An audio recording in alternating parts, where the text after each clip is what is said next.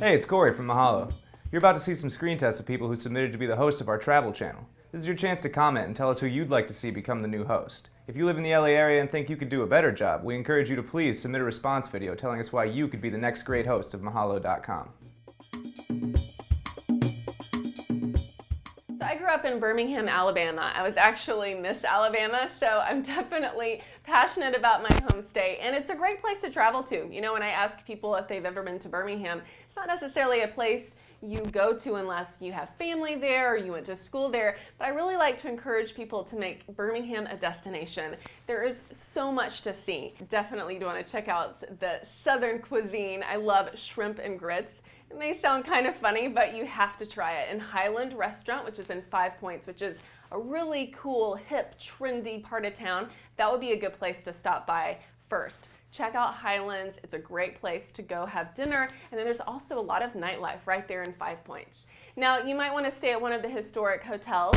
I would recommend the Tutwiler, which is a nice historic hotel downtown. But if you want something a little newer, we have a Loft, which is part of the W line of hotels.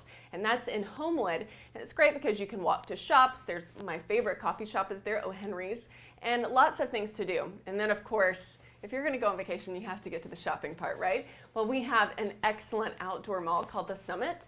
Everything from high-end Saks Fifth Avenue to local art shops and anything in between, plus lots of great restaurants to check out.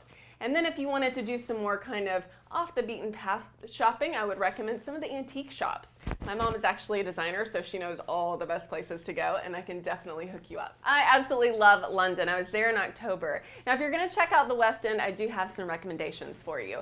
First, you want to get an all-day bus pass. I actually made the mistake of buying a pass with each ticket or with each trip that I made, and I ended up spending way too much money. Buy the one-day pass. You're going to be able to get all around town, and it's so easy. Also, of course, pick up a map. All those little streets are all discombobulated, so it's not an easier city if you're used to maybe a flat city like Houston or even LA. It's kind of tricky, so make sure you have your map, get your bus pass, and wear some comfortable shoes. Now, I went in October. It was a little bit rainy, so pack some rain boots if you can. If not, pack a great pair of flat boots and you'll be good to go. And remember, the London people, they like to dress very sharp and smart. So if you're showing up looking like a lazy American, pack your nice clothes so that you fit in and don't look like a total tourist. So when I was in London, I met a guy named Ed. Now, he was a friend of a friend of a friend. You know how that goes. I think he was like a Facebook friend. But here I am in a new city. And you know what? The best way to get to know a new city is to meet a local. So I met Ed at this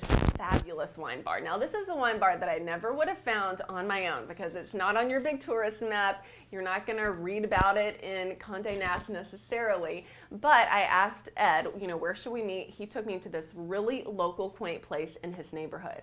So I get there, I look around, I'm the only person with an American accent. So I knew that I was in the right place because all the locals were hanging out there. We had a nice glass of wine, we talked about the city.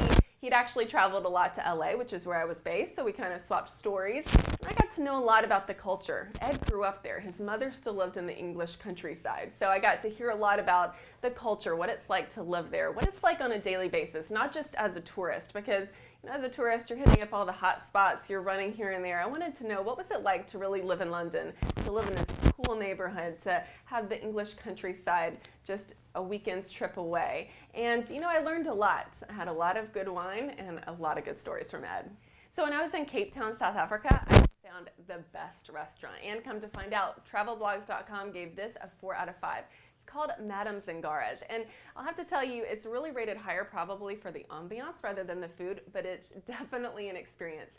You walk in the door, there are candles lit everywhere, no lights, just candles. And then everybody has to wear a hat. I'm not kidding you. You walk in the door and the hostess hands you a hat. I had this really cool, like, flowered antique-y thing, and my boyfriend got a Santa hat. So I don't know how they choose which hat somebody's gonna wear, but we had so much fun. Everybody's wearing funny hats. There's lots of pretty lighting, and the food was pretty good.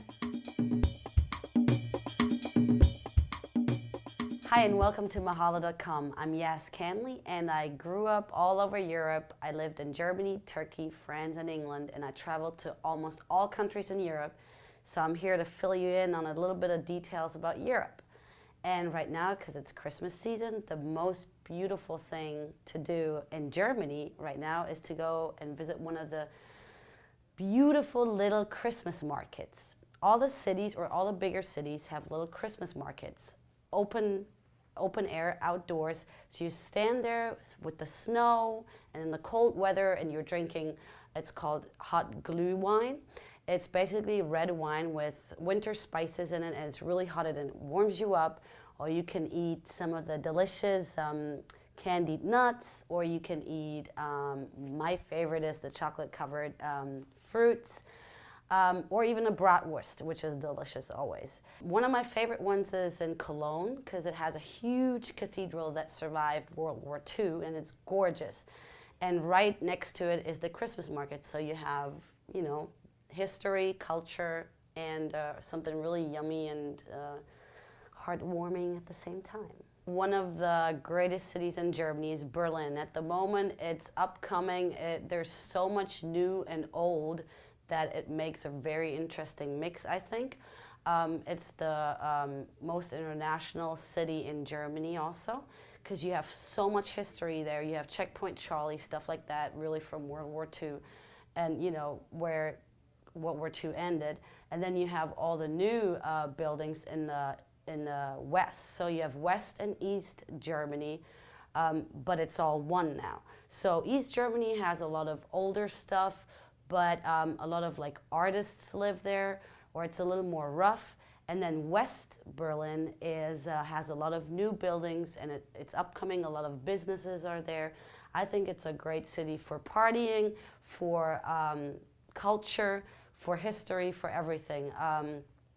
And like I said, I think it's upcoming, and it's on the same level as, I would say, Paris or London, cities like that. All right. So if you want to fly to Europe, you got to be aware the flight is going to be at least 14 to 16 hours. So you might want to bring a couple of things to entertain yourself. Of course, on the airplane, they have lots of movies. So if you're a movie fan or TV, they have tons of that. So you can occupy yourself with that. Also, I always bring a book or something to read, a magazine, so you don't get too bored just watching TV. And also a good thing to do on the plane is do little meditations.